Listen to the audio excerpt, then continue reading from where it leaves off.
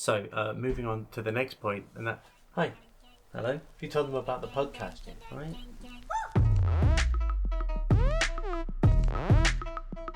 Hello and welcome back to Off the Beaten Path. My name is Tom, and today we are looking at 5 mistakes that beginners make when cooking in the great outdoors.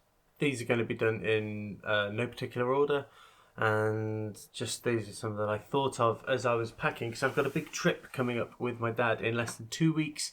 We're off to Dartmoor again, just for a couple of days out together, quality bloke time, wild camping, and hopefully cooking up a treat. And excitingly, I'm putting together that series I talked about recently, in which we look through the area that we've decided on walking around. I'm also going to be showing you what I pack, not just food this time. I'm going to show you what's in my entire backpack, which is the Singy 48. A heavy backpack, but incredibly comfortable, and I think it's going to last me forever. So let's start in no particular order with mistake number 1, and that is taking everything. A lot of the time we're just covering everything, and probably even remembering what we used to take with us when we went camping on campsites as kids. It's slightly different. I remember when I first went out, I won't go into every single thing that I bought, but I took this with me, just for me, bear in mind. So I took my Tranger 27, which is an incredibly good stove to take out for one person. However, it is heavy, and bearing in mind I've got the little grill so you can have a smaller pan. I've got the chopping board in there, the kettle as well, and then I filled it with lighters, spare matches, scourers, washing up liquid, a few cloths, a few bits of bobs. I took a separate plate because I took a separate plate, and then I went out a few times, and even for 2, it's great. You can cook really well for 2, but I've managed to get it down to this. So it weighs considerably less. It does exactly the same thing, and you can tailor your cooking for it, certainly if you follow this channel.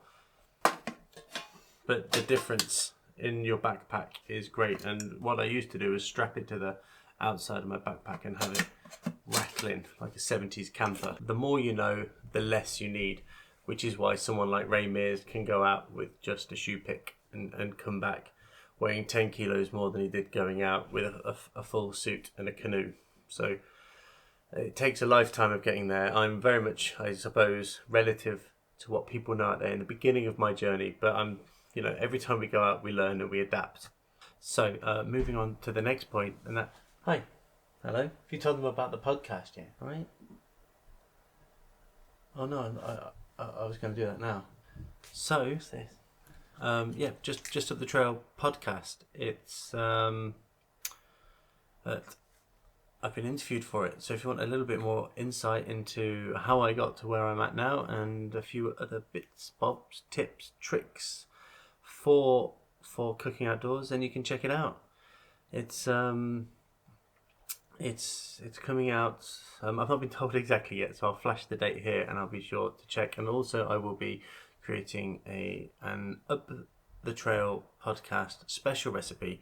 I'm just waiting for him to get back and tell me what he wants me to cook for him, which sort of brings us point 2 as an easy one to make, which is taking too much fuel. There are varying factors such as barometric pressure and sea level, but really there are ways of testing that. There are loads of videos. I am planning on doing one very soon with a alcohol burner and a standard gas cylinder.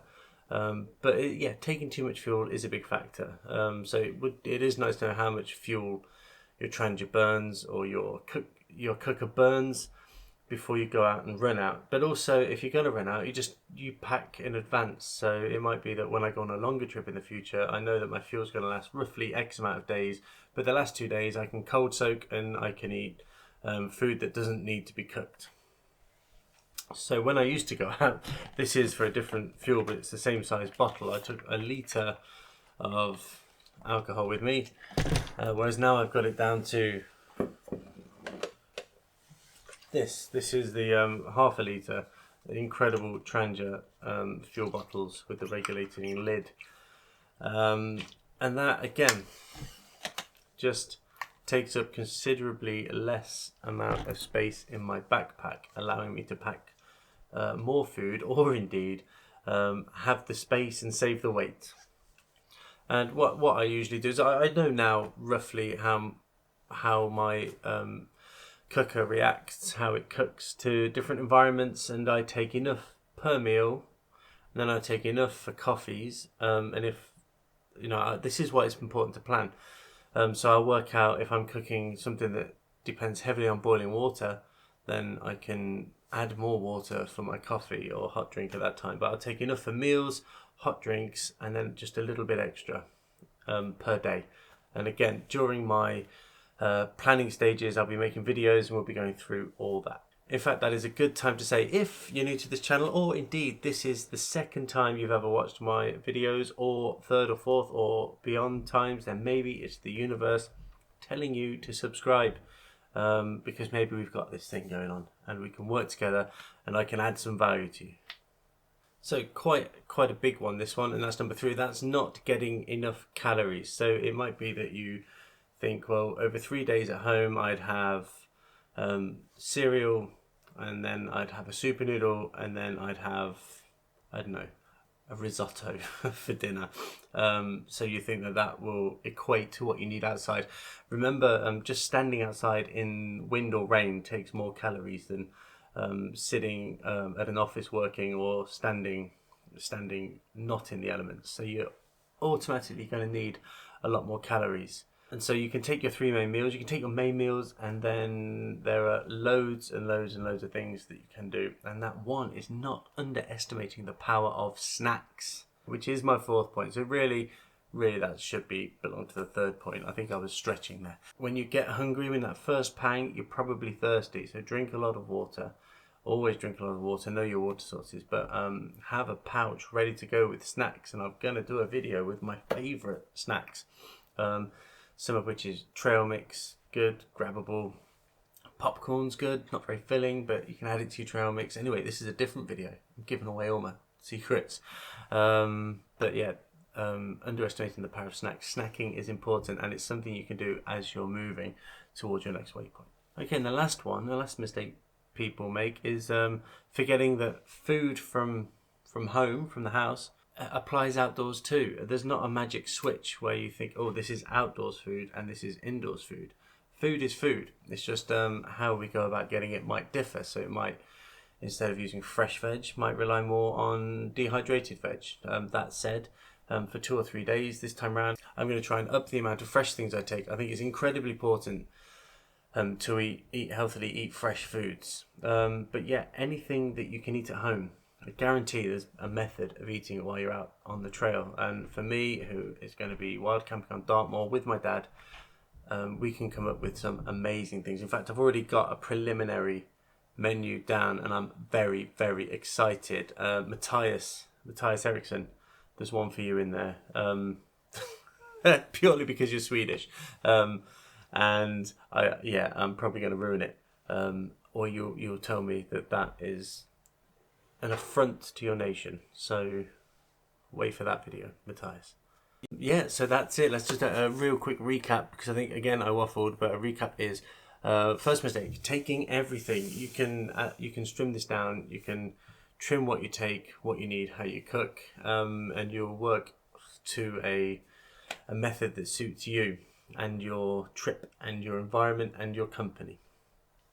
Number 2, taking too much fuel sort of goes with the first one, but it's good to have spare fuel. It is, but like taking a kilo of weight versus 500 mil is a big difference, and I very rarely feel this. So it's never half a kilo of weight, and that all makes a difference. The lighter your pack, the further your steps, etc. So number 3, not getting enough calories.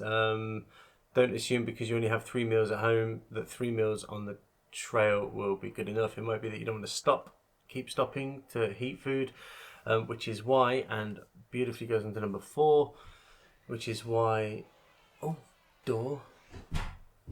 stairs. Which is why number 4, underestimating your snacks is a massive error. Snacking is great, and some people, they would just eat snacks all the way to the camp.